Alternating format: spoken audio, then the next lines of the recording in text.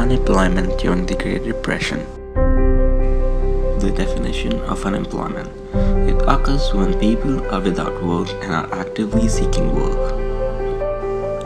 Unemployment as a social problem came into being when the British economy faced a recession and mass unemployment began. What caused the Great Depression is a matter of debate.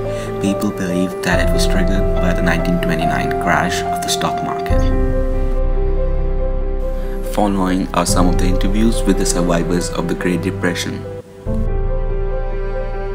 My name is Leona Strong. I am 90 years old and I was born in Rockford, Michigan.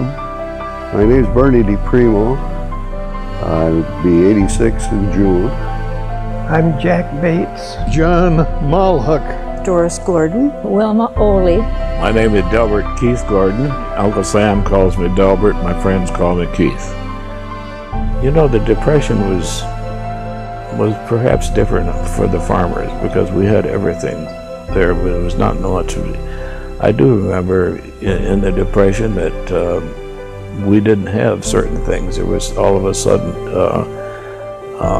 everybody went to town on Saturday night, took their eggs into the grocery store and so on, and everybody was in town on Saturday night. That was just the way things were done. And I was given a dime that I could spend. Well, a dime would buy you one of these big Hershey bars, and or spend 5 cents for an ice cream cone. And suddenly, my father and my mother told me, well, you're only going to get a nickel.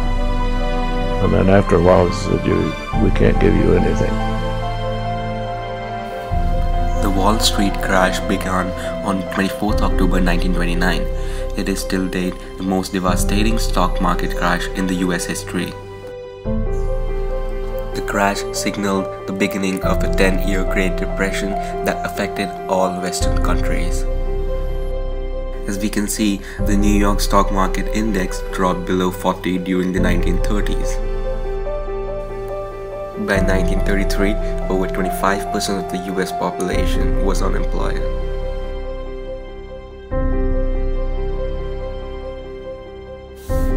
Streets were filled with family members begging for food and money.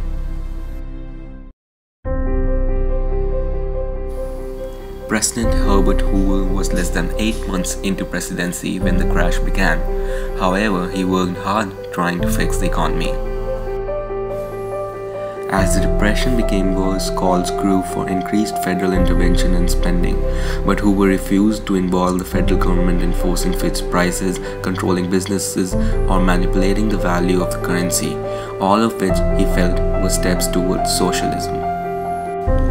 Hoover's opponent painted him as uncaring towards the common citizen. President Franklin Roosevelt took over. He said the only thing we have to fear is fear itself.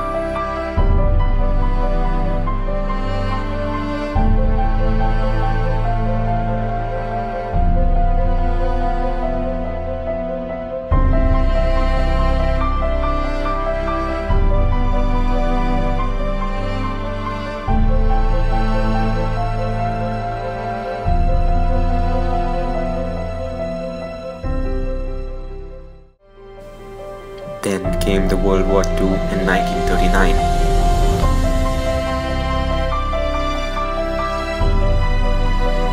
During the war, more than 12 million Americans were sent into military.